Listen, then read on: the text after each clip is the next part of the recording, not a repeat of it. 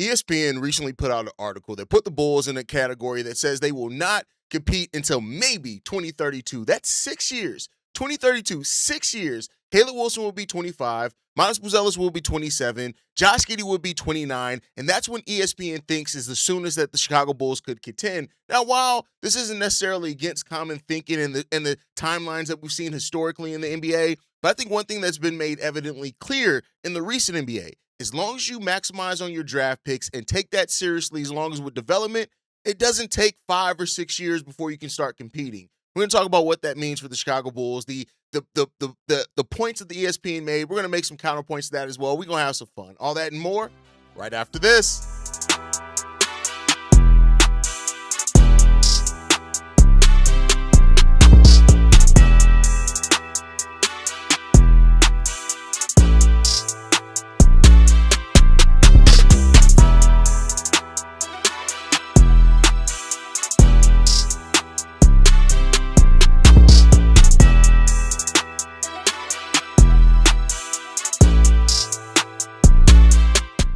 What's going on, Bulls fans? Welcome to another episode of Chicago Bulls Central, your number one spot for everything Chicago Bulls related. I'm the host there, Haize, but more importantly, you guys can follow the channel at Bulls Central Pod on every social media platform we happen to be on. With that said, let's go ahead and get to this content for today, y'all. So 2032, maybe 2032. That's what ESPN has for the Chicago Bulls, maybe 2032 before they are a winning team. Now, they are coming off a 31-win season. Over the course of that time, they fired their front office, new regimes in, new head coach, have a rebuilt roster, and the Bulls were extremely bad offensively last year, bad defensively, and as it stands right now, the Bulls have no proof on the court that things are going to be any contrary to what they were last season. I always like to give credit to that point is that right now we're talking about things on paper, and things on paper don't always end up working out the way that you think, and right now that's all we have for the Chicago Bulls. They have not taken the floor for a single NBA or even preseason game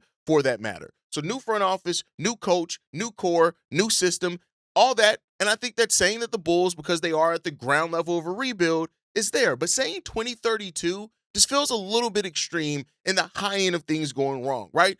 ESPN is saying that the Bulls aren't contenders today. We all know that. I don't think anybody, no matter how big. Now, I was on the live stream yesterday talking about the Bulls' schedule, and some people were saying 8 seed at minimum. And, I hope that you guys are right in that one. But saying 2032 is where where Bulls fans should start looking for this team, no, I can't get there. That's where we need to talk. So let's talk about the things that need to be there, right? And the things that kind of ESPN pointed out, and also the things that can limit the Chicago Bulls.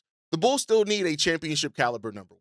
We don't have one. No, that's no knock to anybody on the team. That's not me knocking Giddey or Caleb Wilson or Matas Buzelis. You guys know those are 3 players that I actually believe in on this roster and think that the balance between those 3 are great. There was somebody who left a comment the other day. It was like, use Josh Giddey to develop the players, then send him off. It's like, why would you send off a player that's already shown he can build chemistry with those guys, and then you supplement? Like, to me, like, it's just, again, fan brain. We all have it. It's not a knock on just one of you guys. We all have it to our varying degrees, and, it is what it is, right?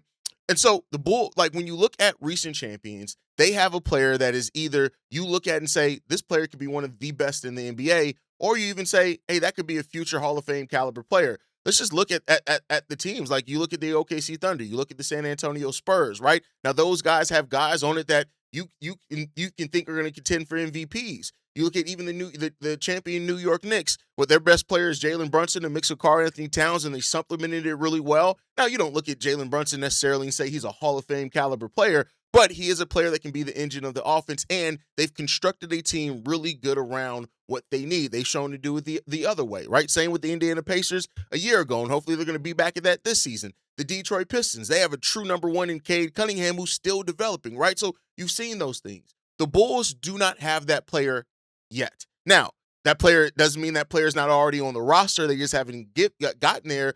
Caleb Wilson, of course, gives hope, right? Those type of things. But until somebody proves themselves to be an all-star caliber player and be that consistently, there's going to be some doubt around that team's ability to consistently contend. That's just is, right? So the difference between the Bulls being a contending team in 2032 or 2039 is the same. Who makes that huge leap between now and then? That's a fair point in regards to that one, and that's what this Bulls team is trying to find out on this roster. That's what, through the way that they've built They're trying to discover if they have that guy on the roster, can they develop that guy through what they have here? And if they do, watch out, right? Then you look at like that, and that's the biggest thing. Caleb Wilson can completely destroy the 2032 timeline that ESPN comes out here. Franchise players speed up rebuilds. That's just it. And, I'm focused on Caleb now because he's young, right? It doesn't mean that it could be him. It could still be Matas, right? It could still be Josh Giddey. But at the end of the day, like, Caleb Wilson right now is the thing that most people are looking at and saying that if this guy lives up to that hype, to that potential that he has there, it completely ruins the timeline. Ruin as far as thinking it's going to take a while, but it really does depend on how quickly he ascends. Now, the Bulls should not force him to do that. Bulls fans should not be trying to force him to become a player that he's not. It probably is going to be gradual. But if he does, even if he hits that by year 3, we've seen it. It can completely change the timeline in regards to that one. So, if Caleb Wilson does end up looking like a star as a rookie, if the second-year leap changes that, the third-year leap changes that, especially because you already have older players in Matas and Josh Giddey, which we'll get into in a second, it changes that, right? If Caleb Wilson is averaging 19 and 21 points with real defensive upside by year 2, that throw that 2032 timeline, ball it up, throw it in the trash, because it will completely destroy that. And when you factor in the fact of how many assets Bryson Graham has as far as the flexibility, I've talked about it on a lot of the recent episodes. The Bulls can have max level cap space this offseason in 2027 and in 2028, even if they sign a max level free agent in 2027. So let's say 2027, in the 26-27 season, the Bulls look good, and they maybe look slightly ahead of schedule, but Bryson Graham says, we're not going to push in any chips. We're going to take another year of development. We'll add players that make sense. We're not going to add any long-term money. Then say he does it by year 2. The Bulls can be in a situation where they are ready to acquire stars, multiple at that point in time, to fill out that roster. So because of that, you don't really know, right? But if Caleb Wilson starts looking like a star early, it changes that. Caleb's ceiling and how quickly he hits that ceiling is the swing factor. Now, again, that's not to say let's push him to hit that ceiling sooner rather than later. If he does, great. But whenever he hits that ceiling, it's going to change overnight like that for the Chicago Bulls, right? If Caleb Wilson is what Bulls fans and many NBA pundits think he can be, that 2032 timeline by ESPN could look extremely outdated by this time next year, right? Then you look at it as well. Matas is still in the place right now. And it's almost like people forget how much of a leap he made from year 1 to year 2. It was bigger than the leap Jalen Johnson made from year 1 to year 2. It was kind of more in line with what Pascal Siakam did in year 3. And people are really kind of overlooking that. Now, I get it. It's the state of the team. Matas still, when you watch the games, there are some times where Matas kind of disappeared at times. He still has to learn to deal with physicality more consistently and better. All those things are there, right? And Matas is right now trying to prove whether he's just going to be a good starter or if this guy can be a secondary player to a star or a star himself, right? And I think with that comes again in it, right? So Matas put up 16 points per game, but that's not necessarily second best player on an actual contender. He's hoping to still prove that. And if he proves that over this next 2 or 3 years, while Caleb Wilson is also proving that he can hit that star potential, that's another thing that could drastically change this timeline that ESPN has set out for the Chicago Bulls. If we look at Caleb Wilson as a ceiling raiser, Matas Buzelis may be the timeline changer, and what those guys can do together can completely disrupt where you are. Now, I say could be because we don't know yet, right? Like I believe in Matas Buzelis. I think Matas Buzelis has tons of potential as a player. I think he's there. Some people have said some crazy things like my boy Vaughn, he needs to be an all-star next year. We need to trade him. It's like, no, that's silly, right? But, for this, in this point, it's like that the continued progression of Matas Buzelis, and it may not happen in year 3. I told you guys, I think when you look at the modern NBA, it's not really by year 3 anymore. It's kind of by age 21, 22 is really where you start looking at. Usually by age 23 is where you want to see that leap at. And Matas is right in that area, so he can be that for sure, and we'll see, right? But, Matas is another key factor in this. How much of Matas Buzelis, that ceiling that people saw for him back when he was the projected number 1 overall pick in that draft, how much of that he hits could change it. And then what those guys do together, how Caleb Wilson and Matas Buzelis fit together as a unit, because regardless of star or not, you need that guy next to you. You need fit around you. And Caleb Wilson and Matas Buzelis have a really good fit on paper. And it's going to be fun to see that fit develop in real life for the Chicago Bulls now. Like, to see those two young players grow together, go through battles together, go through training camps together, push each other in practices, all those type of things, that's going to be really special. And that could be also something that really pushes this Bulls team and that timeline. It shifts that timeline some for the Chicago Bulls. And then let's talk about it. The Josh Giddey part, right? Like, listen, Josh Giddey's ability, we know what Josh Giddey does well. The question about Josh Giddey that even some of the naysayers have isn't like, well, let me not say it isn't, because some people do try to make it seem like Josh Giddey isn't good, which is just false. But the question around Josh Giddey is the way that you have to build with him on your team, right? You have to surround him with shooters. You have to surround him with defenders. You have to surround him with people that can get out in transition. But the thing with that is that's kind of the style of player that Bryson Graham likes to go out there and get, right? So, like, you have that hope that, and I've said this before, Bryson is going to put Giddey in a situation where you're going to be able to evaluate him, and then you're going to be able to really walk away from that thinking and realizing, all right, can we build what we need to build with Josh Giddey being the point guard? The box score production is already there. The counting stats is already there, right? How is Josh Giddey going to continue to adapt to learn to deal with physicality? That shooting, how consistent is that when teams try to get physical and pack in the paint? Those are things. But we know he makes teams better. We know that and the way that he generates open looks for his teammates. We know the way that he can pass. Like, when you look at some of the assist numbers and advanced metrics on creating open shots that he's had with some of the teammates that have been here for the Chicago Bulls, you look at that and say, you surround that with better players, man, that's going to be good. So with Josh Giddey, it becomes like, what, again, much like with Matas, what tier are you? Are you the third player on a winning team? Can you be the second best player on a winning team? Can you be the go-to player on a winning team? Like, those are some questions that, it is what it is. I think Josh Giddey would be the first to tell you on his optimal version of himself isn't him scoring 20 points per game, right? And so we'll see, right?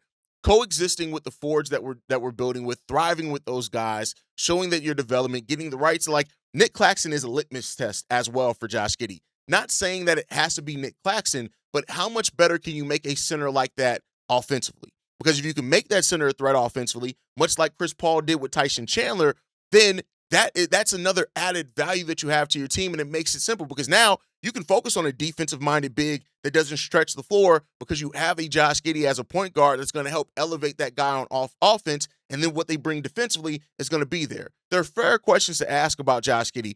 Some of the stands, not fans, because fans have a level mind. Stands are the ones that are like, everything has to be good and anything bad is evil. But like, you have to look at it. Josh Giddey job right now, when you look at it, is probably one of the most simple of his NBA career, right? It's not even Josh Giddey doesn't have to be a superstar to have a huge impact on this Bulls team in the way that we build. That's it. Now, if he ascends to that, great, amazing, right? But his job is to make these two eventual stars that we hope are going to be there better and elevate the other players around it to where, hey, you can get the most out of a roster that maybe has some questionable things there, right? And that's just it. Then the next part of it that you have to look at for the Bulls. The Bulls need a playoff run. You won't, like, when you look at these teams and a lot of them, the younger teams, they fail in the playoffs first, right? You look at the San Antonio Spurs with Wemby. Maybe they're the exception to the rule to where they go far, right? But even the Detroit Pistons last season, a number one team in the East, a playoff scar, right? The New York Knicks had their bumps and bruises in the playoffs for years before they went there. Same with the Indiana Pacers. Teams rarely go from lottery to championship overnight. There's several runs between that happen, and that's that scar. That scar that you build there is that toughness. It toughens, and then you know what to deal with, right? And so usually it's play in, playoffs, win around, lose early, adjust, contend. That's what usually happens for these teams at this level, and that's what you're going to. The Bulls haven't even started to climb that part of the hill yet again because we're at the ground floor. So you're going to need this young team to do that. And ESPN and other outlets are right to value playoff experience because it is. That's why people say, let's go out there and get these guys some playoff experience, right? Let's go out there and get that, especially for a young team. I've said it multiple times. This isn't the same where the Bulls were a playing team and two of your best players were 29 and 33. Now, even if the Bulls do, and whenever they make the play-in again, that'll be better because your best players are probably going to be 19, 20, or between 19 and like 22, right? So it's a much different thing in that one. You value playoff experience, even the failures in the playoffs, because that is what builds you up to getting to where you need to go. If you look at the normal progression for teams, if the Bulls make that normal progression, you're looking at about 20, 28, 29, probably where the Bulls are able to contend if they go through that, right? You need that playoff atmosphere. You need those playoff scars. You need that playoff failure because that's what you go to, right? And you don't need 6 full years of being terrible to get there either, right? Then you look at the defense. Right now, it looks like ESPN and others are still questioning how good the Bulls defense can be. Hey guys, know I've dug into the defensive matrix. I've done, that I've done into what Thiago Splitter did defensively. The Bulls were a bottom tier defensive team last season, and again, whether right or wrong, a lot of people are going to judge based off that until you see something change. Now, we look at this team and say, you added Caleb Wilson, you added Nick Claxton, your defense should get better in those areas. I think you have a more functional defense. Norman Powell is a really solid team defender. You still got Matas, who grew as an on-ball defender, needs to grow as an off-ball defender. You have that. You have Trey, really good defender coming off the bench. Jalen, solid defender, not great on-ball, but he does protect the rim, stuff like that. You brought in Nick Claxton to this team. So you're hoping that you make a step defensively. And that's the thing, right? That's why I do hope this Bulls team builds that defensive identity first, because for young teams, if you're able to become a defensive team first, if you're able to know what you need to do day in and day out defensively, that matters more. Your offense can come. The defense can kind of help you overcome some offensive shortcomings if you have consistency on that defensive side of the ball, and that's what the Bulls are looking for. That's why the Caleb, Matas, Nick Claxton, that front court matters a lot. How guys like Leonard Miller, Trey Jones, Jalen Smith, who we mentioned, even, if Dalen Swain, I would love to see Dalen Swain at least make an impact defensively first, even if your offensive shot's not there. If those guys are there and you make that step defensively, that's going to go a long way for this team too. Learning to play and value defense early, right? That's something that sometimes young teams don't do early on. You want to see that. And there's that also that kind of fear that you can be the Orlando Magic. And no knock on the Orlando Magic. Much better team than Chicago Bulls, much closer. But the Orlando Magic were a team that defensively were good for years. We were saying that the Orlando Magic had a championship caliber defense for years. And unfortunately, they've never made that next offensive step. They've kind of been in the same area for years. And as the East has improved, it's knocked them down. And that's another thing that you want to kind of avoid. You always want to be evolving as a team, whether it's internally, bringing in the right role players, whatever else it is, right? But then also depth. The depth for the Chicago Bulls is still mostly theoretical right now. Look at this. Rob Dillingham, we don't know what he is as an NBA player. Dalen Swain, we don't know what he is as an NBA player. Noah Essengate, we don't know what he is as an NBA player. Patrick Williams, we don't know if he's an NBA player. Leonard Miller, really strong finish to the season last year. Amazing strong finish on both sides of the ball, but there's a small sample size. He has to prove if he can do it consistently. What we have proven on the bench is Trey, Jalen, and Zach Collins, if Zach Collins can stay healthy. Even Isaac Okoro is really inconsistent so far in his career on his defensive impact. Almost everything else on that Bulls team is questions. That's why you bring in a coach like Thiago Splitter. He can start finding answers in some of those players or who they are to be. We don't need every one of those players that I just mentioned to hit, but you do need 1 to 2 to 3 of them to become real rotational pieces, and not just because you have to play them, but because their play warrants you actually playing them and giving them minutes as the team improves. If Leonard Miller legit becomes a two-way weapon off the bench for the Chicago Bulls, if Dalen Swain can actually become a two-way weapon off the Chicago Bulls, it accelerates the timeline because of their guys' youth. And yes, Leonard Miller is doing an extension at the end of this year, but it's still, because of the Bulls and the way the finances are set up, it still provides you that space to add to this team, right? You don't need every single developmental player to cash in for you, but you need enough of them to do it to where also you don't have to spend a lot of money on bringing in outside free agents. When you're able to develop most of your core, both in the starting lineup and in the bench, that's what frees up your financial flexibility to do some of these crazy things we've seen other teams do over the years. And that's where the Bulls need to be at. And then the last part of this is the East. It's crowded. It's crowded. It's right now, but we don't know if it's going to be that crowded for 6 years. Chicago's in the rebuild era right now. Detroit, Cleveland, Indiana, they're the teams that are in the Bulls division at that, and they're already ahead of the Bulls. Then you look, of course, at the New York Knicks, the Toronto Raptors, all these teams, right? The Philadelphia 76ers. There's a hierarchy in the Eastern Conference right now that the Chicago Bulls don't even register in right now. But projecting all the way to 2032, that can be a little bit dangerous, and that's why I think in today's NBA, projecting 6 years into the future might as well be projecting another lifetime because of how quickly we've seen dynamics shift in each conference, and in the modern NBA, things shift drastically, quickly, and they do it consistently. So that's what you have to look at for in this one. So I think at this point now, it's not about the Bulls contending either. Become good first. Are the Bulls going to be good before 2032? Absolutely. We're on that projection. I think that it's fair to say that we're on that trajectory. We're absolutely in that. Could the Bulls be a true playoff caliber team in 1 to 2 years? If Caleb Wilson, Matas Buzelis, and these other players develop, yeah, there's a chance of that, right? If you talk about being a championship contender, though, you need more than that. You need somebody that can develop into a star. You need 1 to 2 all-stars on this team, right? You need those postseason scars. You need that to get to that area, and the Bulls could do that. The Bulls are going to be good before 2032. How good are they between now and 2032? That's going to be the fun part to watch develop for this team. So here's what I'll say. 2026-27 is about developing, improving an identity. 27-28 should be about being more competitive and trying to fight for a playoff spot. 28-29 should be about getting that playoff test for the Chicago Bulls. And 2029, 2030, that's where you want to make your real push into trying to start being towards the top of the Eastern Conference. And that is a moderate timeline. Like I said, some of these things happen earlier than normal. Even that timeline I just laid out by the Chicago Bulls could age very badly because it could be one that's good. Again, could be though. And that's what I want to maintain and focus on right now. This team has the potential, as Norman Powell said, for greatness. It also has the potential for disappointment. Which place are we going to live in? We'll see. Again, but that's why you play the games. That's why you go through the development. That's why you go through these seasons. It's going to be fun to watch. It's going to be fun to live in. And I tell you what, I can't wait to see it because I think this is going to be a very big fun one for the Chicago Bulls. But that's it, man. Let me know what you guys think on that down below, man. ESPN is not crazy for having some doubt about the Chicago Bulls. And that's one thing that there's reasons to have doubt about the Chicago Bulls because they're not anywhere close to contending or being a championship team today. But looking at this roster and saying maybe not until 2032, I do think that's a little bit biased. But, hey, it's up to the Chicago Bulls to prove that wrong.